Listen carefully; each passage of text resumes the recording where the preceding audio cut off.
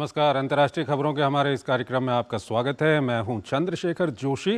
इस कार्यक्रम में हम आपको रूबरू करवाते हैं दुनिया भर की हलचल से। तो आइए देखते हैं अंतर्राष्ट्रीय सुर्खियां। धमाकों की गूंज और मोबाइल व इंटरनेट सेवाएं बाधित रहने के बीच संपन्न हुआ पाकिस्तान में मतदान। वोटों की गिनती जारी। चुनाव आयोग ने कहा समय पर आएंगे नतीजे। शुरुआती रुझानों में मुस्लिम लीग, नवाज और पीपीपी को बढ़त।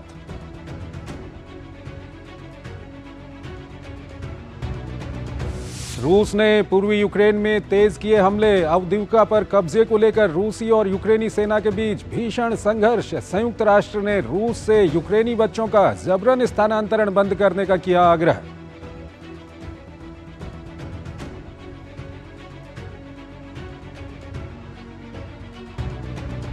रूस के चुनाव आयोग ने विपक्षी नेता बोरिस नादेज़्निन की उम्मीदवारी की खारिज। आवेदन पत्र में 15% हस्ताक्षरों में पाई गई गड़बड़ी। बोरिस ने कहा सुप्रीम कोर्ट में देंगे मामले को चुनौती।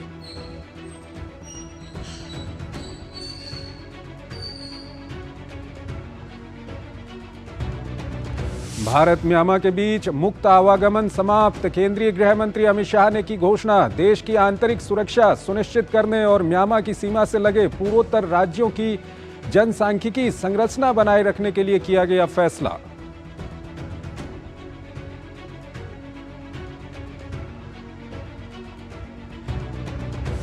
आइसलैंड में फिर फटा ज्वालामुखी। द्वीपीय देश के सबसे बड़े पर्यटक केंद्रों में से एक ब्लू लेगून स्पा को कराया गया खाली। ज्वालामुखी विज्ञानी ने लावा के तेज प्रवाह से गर्म पानी की आपूर्ति बाधित होने को बताया गंभीर।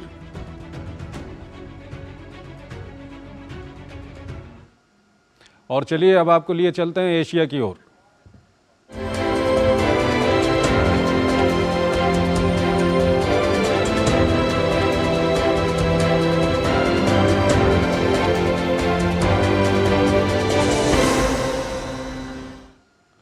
पाकिस्तान में आज दिन भर आम चुनाव के लिए वोट डाले गए और अब वहां पर मतगणना शुरू हो गई है। इन चुनावों में सैन्य हस्तक्षेप और भारी गड़बड़ी के आरोप लग रहे हैं। जेल में बंद पूर्व पीएम इमरान खान की पार्टी पीटीआई ने आरोप लगाया कि मतदान को जानबूझकर धीमा रखा गया ताकि उनके मतदाता वोट ही न दे सकें। पाकिस्तान के ये चुनाव पहले से ही विवादों में थे। जानकार चुनाव में सेना के खुले हस्तक्षेप की बात बार बार उठा रहे थे। हस्तक्षेप और गड़बड़ी के भारी आरोपों के बीच गुरुवार को पाकिस्तान में आम चुनाव के लिए वोट डाले गए। सुबह 8 बजे शुरू हुआ मतदान शाम 5 बजे तक जारी रहा। इस दौरान धीमे मतदान के आरोप बार बार लगे। जेल में बंद पूर्व प्रधानमंत्री इमरान खान की पार्टी पीटीआई ने आरोप लगाया कि मतदान को जानबूझकर धीमा रखा गया ताकि उनके मतदाता वोट ही न दे सकें। पीटीआई ने चुनाव आयोग से मतदान का समय बढ़ाने की अपील की, जिसे खारिज कर दिया गया। ध्यान रहे कि पीटीआई के उम्मीदवार इस बार आजाद उम्मीदवार के तौर पर चुनाव लड़ रहे हैं। चुनाव आयोग द्वारा पार्टी का चुनाव चिन्ह बल्ला छीन लिया गया था।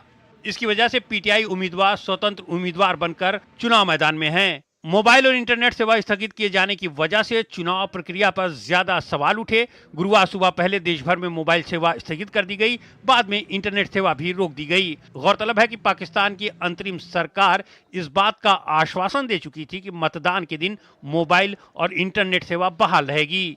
मैं अपनी लाइफ का पहली बार वोट डालूंगी इस बार 2024 में, और मैं चाहूँगी मैं कोई ऐसी पार्टी को वोट दूँ जो ईमानदार हो, जो ईमानदारी से अपने जो है फ़राइज़ को अंजाम दे, जो गरीबों के हक में आवाज़ उठाए। देखिए अमीर जो है, अमीर तो कहीं भी बड़ी से बड़ी डिग्री ले लेंगे, बड़ी से बड़ी यूनिवर्सिटी में चले जाएंगे, कॉलेजेस में चले जाएंगे। असल बात है गरीबों की, वो गरीबों की ख्वाब नहीं है। उनके बच्चों को तो बहुत से ख्वाब है ना कि वो भी पढ़ें लिखें, कोई एक अच्छी कोई टीचर बने, कोई इंजीनियर बने, उनके बहुत सारे ख्वाब हैं। तो हमें उनके ख्वाबों की भी कदर करनी चाहिए। हमें ऐसे तालीमी इदारे बनाने चाहिए जहाँ हम लोग जो है फ्री ऑफ कॉस्ट एजुकेशन दें, उन्हें अच्छी अच्छी जो है डिग्रियाँ मिले, वो लोग भी आगे बढ़े। पाकिस्तान के ये चुनाव पहले से ही विवादों में था। जानकार चुनाव में सेना के खुले हस्तक्षेप की बात उठा रहे थे। पूर्व प्रधानमंत्री इमरान खान को चुनाव से ठीक पहले 3 मामलों में सजा सुनाए जाने की भी इसके संकेत के तौर पर देखा गया। उल्लेखनीय है कि इमरान खान सरकारी उपहार भंडार में जमा तोहफे लेकर पैसे बनाने और उस आय को अपने चुनावी घोषणा पत्र में न दिखाने से जुड़े मामले में जेल में हैं। उन्हें पिछले साल अगस्त में सजा सुनाई गई थी। पिछले 2 सप्ताह में उन्हें 3 और मामलों में लंबी सजाएं हुई। इनमें से 2 मामलों में उनकी पत्नी और 1 मामले में पूर्व विदेश मंत्री शाह महमूद कुरैशी को भी सजा हुई। पीटीआई का आरोप है कि ये सभी मामले राजनीति से प्रेरित हैं। इनका एकमात्र लक्ष्य इमरान खान को चुनाव से बाहर करना है। होता ये है कि अभी फ्लैक्सेस लगती हैं और 1 घंटे के बाद हमारी फ्लैक्सेस उतर जाती हैं। उन पीएमएलएन की फ्लैक्सेस जो हैं वो 15-15 दिन से लगी हुई हैं। चुनाव में पूर्व प्रधानमंत्री नवाज शरीफ की पार्टी पीएमएलएन, बिलावल भुट्टो की पीपीपी और मौलाना फजलुर रहमान की जेयूआई के बीच मुकाबला रहा। पीटीआई के स्वतंत्र उम्मीदवार इस लड़ाई को और रोचक बनाते नजर आए। कई दलों का आरोप है कि पाकिस्तान सेना ने चुनाव में नवाज शरीफ के दल का सहयोग किया। हालांकि नून लीग इन आरोपों को खारिज कर रही है। ध्यान रहे कि पाकिस्तान की नेशनल असेंबली में बहुमत के लिए 172 सदस्यों की जरूरत होती है। चुनाव में 266 सीटों पर सीधे मतदान हुआ, जबकि 70 आरक्षित सीटों का आवंटन दलों के संख्या बल के आधार पर होगा। एक छोटा सा ब्रेक लेते हैं। साल, बरस और सदी नहीं, एक युग गुजर जाएगा। उम्र न पूछो वंडर की, जब फर्क नजर आएगा। वंडर सीमेंट, फर्क नजर आएगा। यार लड्डू, हम यहाँ बैठे बैठे पैसे बना सकते हैं।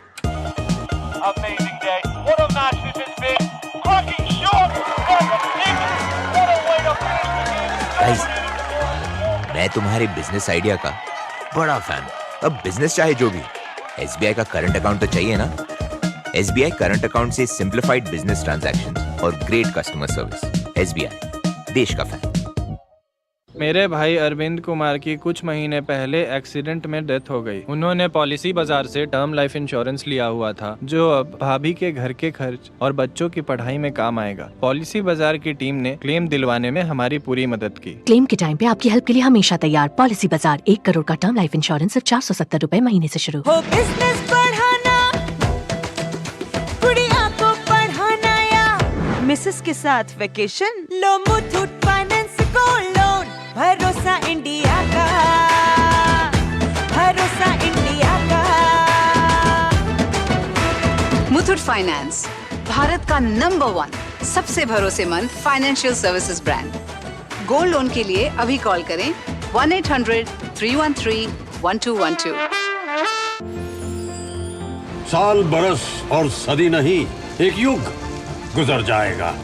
उम्र न पूछो वंडर की, जब फर्क नजर आएगा। वंडर सीमेंट, फर्क नजर आएगा। स्वागत है आपका ब्रेक के बाद। गाजा में इजराइल लगातार हमास के खिलाफ कार्रवाई कर रहा है। इस बीच इजरायली प्रधानमंत्री बेंयामिन नेतन्याहू ने युद्ध विराम के लिए हमास की शर्तों को भ्रामक बताते हुए कहा कि गाजा पर हमास के नियंत्रण को समाप्त करने तक युद्ध जारी रहेगा। उन्होंने कहा कि जब तक पूरी तरह जीत हासिल नहीं हो जाती, तब तक हमास के खिलाफ जंग नहीं रुकेगी। इस बीच अमेरिकी विदेश मंत्री एंटनी ब्लिंकन ने तेल अवीव में कई नेताओं से मुलाकात की है। इजरायली सेना का हमास आतंकियों के खिलाफ गाजा में अभियान लगातार जारी है। सेना ने दक्षिणी गाजा में हमास के कई ठिकानों को निशाना बनाया।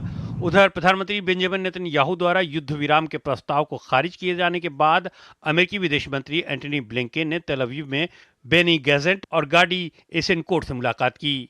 ये दोनों इजराइल की युद्ध कैबिनेट में मंत्री हैं। दोनों नेताओं ने गाजा में इजरायली बंधकों की रिहाई सुनिश्चित करने के लिए अमेरिकी प्रशासन के समर्थन और प्रयासों के लिए ब्लिंकन का आभार व्यक्त किया।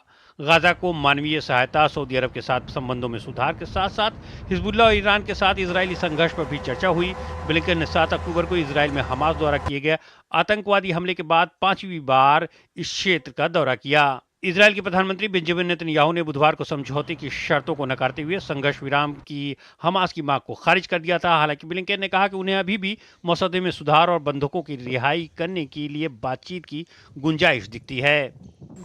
हमें लगता है कि यह एक समझौते पर पहुंचने के लिए जगह बनाता है और जब तक हम वहां नहीं पहुंच जाते तब तक हम उस पर लगातार काम करेंगे। नेतन्याहू ने हमास की शर्तों को भ्रामक बताते हुए कहा कि गाजा पर हमास के नियंत्रण को समाप्त करने तक युद्ध जारी रहेगा। उन्होंने कहा कि जब तक पूरी तरह से जीत हासिल नहीं हो जाती, तब तक हमास के खिलाफ जंग नहीं रुकेगी। उन्होंने साफ कर दिया कि इजराइल गाजा में हमास की सत्ता बनाए रखने के संबंध से किसी भी समझौते को नहीं मानेगा। हम पूर्ण विजय की राह पर हैं, जीत हमारी पहुंच के भीतर है। जीत कुछ महीने ही दूर है। केवल पूर्ण जीत ही हमें इजराइल में उत्तर और दक्षिण दोनों में सुरक्षा बहाल करने की अनुमति देगी। हमास ने प्रस्ताव का मसौदा मध्यस्थता की भूमिका निभा रहे कतर और मिस्र को दिया था। दोनों देशों के जरिए ये प्रस्ताव अमेरिका और इजराइल के पास पहुंचा। प्रस्ताव में करीब 4.5 महीने तक गाजा में युद्ध रोकने का प्रस्ताव दिया गया। इस दौरान सभी इजरायली बंधकों को रिहा किया जाएगा। साथ ही इजरायली सैनिकों की गाजा से पूर्ण वापसी के बाद दोनों पक्षों के बीच समझौता करके स्थायी युद्ध विराम लागू होगा। इस बीच इजराइल के दौरे पर पहुंचे अर्जेंटीना के राष्ट्रपति जेवियर मिलेई ने अपने इजरायली समकक्ष के साथ हमास के हमले में तबाह हुए शहर किबुत्ज़ नीर ओज का दौरा किया। उन्होंने कहा कि बिना किसी संदेह के ये 21वीं सदी में नाजीवाद की अभिव्यक्ति है। आगे बढ़ते हैं। भारत के गृह मंत्रालय ने देश की आंतरिक सुरक्षा को सुनिश्चित करने और म्यांमार सीमा से लगे भारत के नॉर्थ ईस्ट में डेमोग्राफिक स्ट्रक्चर को कायम रखने के उद्देश्य से म्यांमार के साथ फ्री मूवमेंट रिजीम यानी कि FMR खत्म करने का फैसला किया है। भारत के केंद्रीय गृह एवं सहकारिता मंत्री अमित शाह ने एक्स प्लेटफॉर्म पर एक पोस्ट किया और उन्होंने लिखा कि प्रधानमंत्री नरेंद्र मोदी जी का संकल्प देश की सीमाओं को सुरक्षित करना है। देश की आंतरिक सुरक्षा को सुनिश्चित करने और म्यांमार सीमा से लगे भारत के नॉर्थ ईस्ट में डेमोग्राफिक स्ट्रक्चर को कायम रखने के उद्देश्य से गृह मंत्रालय ने म्यांमार के साथ फ्री मूवमेंट रिजीम यानी कि FMR खत्म करने का फैसला किया है। ऑस्ट्रेलिया में एक ऐसा कानून बनने जा रहा है जिसके संसद से पास होने और लागू होने के बाद कार्यालयों में काम के घंटों से ज्यादा नियोक्ता अपने कर्मचारियों से काम नहीं करा पाएंगे। इस विधेयक पर सीनेट ने अपनी मुहर लगा दी है और इसका संसद से पारित होना भी एक औपचारिकता भर है, क्योंकि इसे पक्ष और विपक्ष दोनों अपना समर्थन दे रहे हैं। कर्मचारी भी इससे खुश हैं, हालांकि उद्योग जगत इस कानून से खुश नहीं है। अगर संसद ने मुहर लगा दी तो ऑस्ट्रेलिया में ऑफिस के बाद बॉस का फोन उठाना जरूरी नहीं होगा। कर्मचारियों के हितों की रक्षा करने वाले नए विधेयक पर गुरुवार को सीनेट ने मुहर लगा दी। इसके बाद ये बिल निचले हाउस में जाएगा, जहां से पास होने के बाद कानून बन जाएगा। इस विधेयक के तहत दफ्तर का समय खत्म होने के बाद कर्मचारियों को अपने नियोक्ता, प्रबंधक या अधिकारी का फोन उठाना या ईमेल का जवाब देना जरूरी नहीं होगा। इसके अलावा कर्मचारी को ड्यूटी के बाद ऑफिस का कोई काम नहीं कराया जा सकेगा। इस बिल को राइट टू डिस्कनेक्ट कहा जा रहा है। इसका मतलब है कि बिना पैसे के ओवर टाइम नहीं कराया जा सकता है। काम और जीवन में संतुलन बनाना इस बिल का मकसद है। विधेयक के मसौदे के मुताबिक अगर कोई अधिकारी अपने कर्मचारी को ड्यूटी खत्म होने के बाद किसी भी तरह का काम करने के लिए मजबूर करता या दबाव डालता है तो उसे हर्जाना देना होगा। ड्यूटी के बाद संपर्क करने के मामले का अगर कार्यस्थल पर कोई समाधान नहीं निकलता है तो कर्मचारी नियोक्ता के खिलाफ फेयर वर्क कमीशन में शिकायत कर सकते हैं। इस विधेयक का पास होकर कानून बनना तय है। इसकी वजह है कि सरकार के अलावा विपक्ष भी इस बिल का पूरा समर्थन कर रहा है। मुझे लगता है कि ये एक अद्भुत विचार है। मुझे लगता है कि हमें अपना स्विच ऑफ टाइम रखना होगा। हम सभी को आराम करने की ज़रूरत है। हम सभी को स्विच ऑफ करने में सक्षम होने की ज़रूरत है और आधी रात में ईमेल और फ़ोन कॉल से परेशान नहीं होना चाहिए। कैजुअल लोग अगर अपने रोजगार की स्थिति बदलते हैं तो उन्हें छुट्टी लेने का अधिकार होगा और घंटों की भी गारंटी मिलेगी। जहां एक तरफ कर्मचारी वर्ग इस विधेयक का समर्थन कर रहा है तो वहीं उद्योग जगत से जुड़े कई लोग इसे अतिशयोक्ति बता रहे हैं। ऐसा नहीं करना चाहिए। मुझे लगता है कि कुछ व्यवसायों और नियोक्ता समूहों द्वारा व्यक्त की गई आशंकाओं में से एक ये है कि ये किसी प्रकार की पूर्व कठोर कार्य व्यवस्था की वापसी है। वर्किंग कल्चर में सुधार की ऑस्ट्रेलिया में लंबे समय से मांग की जा रही थी। इसके साथ ही बॉस कल्चर को सुधार कर वर्क लाइफ बैलेंस किया जाए। इसके बाद एम्प्लॉयमेंट मिनिस्टर टोनी बर्की ने इस बिल का ड्राफ्ट तैयार किया। बर्की का कहना है कि कोई भी बॉस आपको 24/7 काम के लिए परेशान नहीं कर सकेगा। वैसे भी ड्यूटी के बाद आपसे जो काम कराया जाता है उसके लिए कोई पेमेंट नहीं किया जाता है। पिछले साल कराए गए एक सर्वेक्षण में ये बात सामने आई थी कि एक कर्मचारी को प्रति सप्ताह 5.8 घंटे अवैतनिक काम करना होता है, जो प्रतिवर्ष 280 घंटे बैठता है।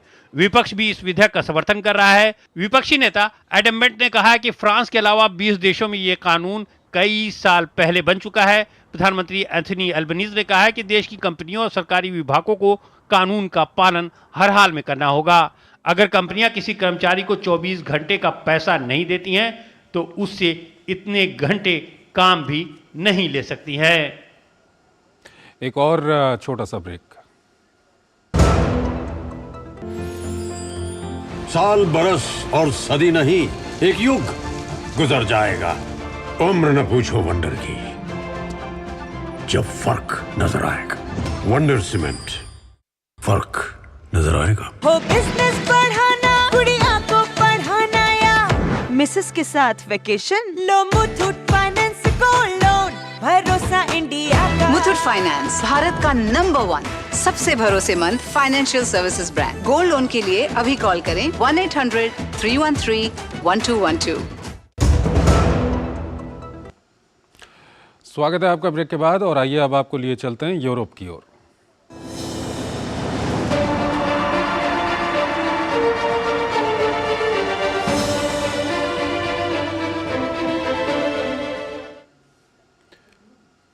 रूस के चुनाव आयोग ने अगले महीने होने जा रहे राष्ट्रपति चुनाव में विपक्षी प्रत्याशी बोरिस नादेज़्निन की उम्मीदवारी खारिज कर दी है। बोरिस युद्ध के घोर आलोचक रहे हैं। चुनाव आयोग के मुताबिक बोरिस के आवेदन पत्र में 15% हस्ताक्षरों में गड़बड़ी पाई गई है। बोरिस इस फैसले को सुप्रीम कोर्ट में चुनौती देने का फैसला कर चुके हैं। बोरिस ने कहा कि उन्होंने 2 लाख से अधिक हस्ताक्षर हासिल किए थे।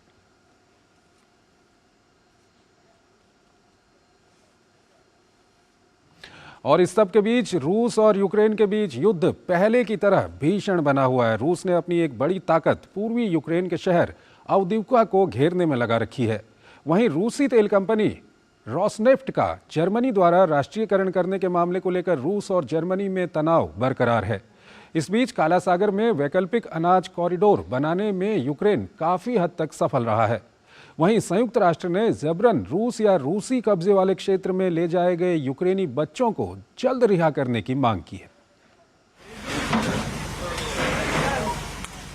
रूसी सेना ने पूर्वी यूक्रेन के शहर अवदीविका पर सभी दिशाओं से हमले तेज कर दिए हैं। हर गुजरते दिन के साथ शहर को बचाए रखना यूक्रेनी सेना के लिए मुश्किल होता जा रहा है। रूस औद्योगिक शहर डोनबास की रसद लाइन को काटने की कोशिश कर रहा है और अक्टूबर से अवदीविका की घेराबंदी कर रखा है। कभी यह शहर 32,000 लोगों का घर हुआ करता था, लेकिन अब सिर्फ 941 लोग ही यहाँ बचे हैं।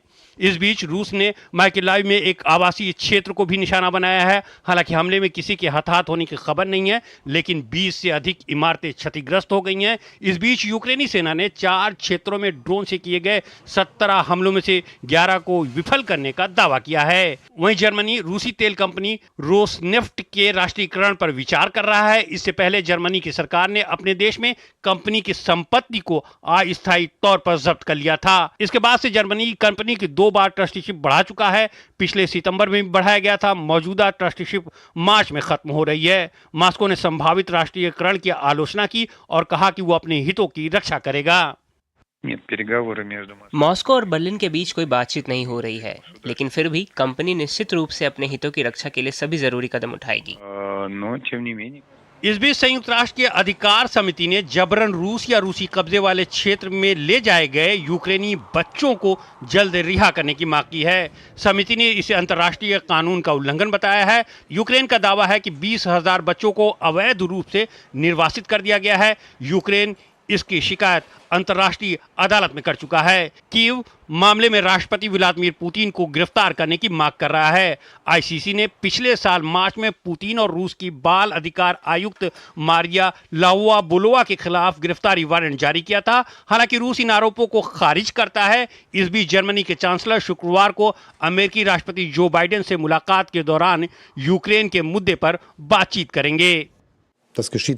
यूक्रेन को अपनी रक्षा करने का अवसर देने के लिए मिलकर काम करना और साथ ही रूसी राष्ट्रपति को एक बहुत स्पष्ट संदेश देने का ये बड़ा अवसर है। ये संदेश हमें आने वाले दिनों और हफ्तों में देना चाहिए। संयुक्त राष्ट्र समर्थित अनाज समझौते से रूस के हटने के बाद यूक्रेन ने काला सागर में वैकल्पिक कॉरिडोर स्थापित किया है। उड़ीसा के तट पर यूक्रेनी सीमा रक्षक बल अनाज ले जाने वाले जहाजों की निगरानी कर रहे हैं। रक्षक बलों का कहना है कि उन्होंने 2023 के दौरान 3500 मालवाहक जहाजों और इस साल अब तक 100 से अधिक मालवाहक जहाजों का निरीक्षण कर चुके हैं।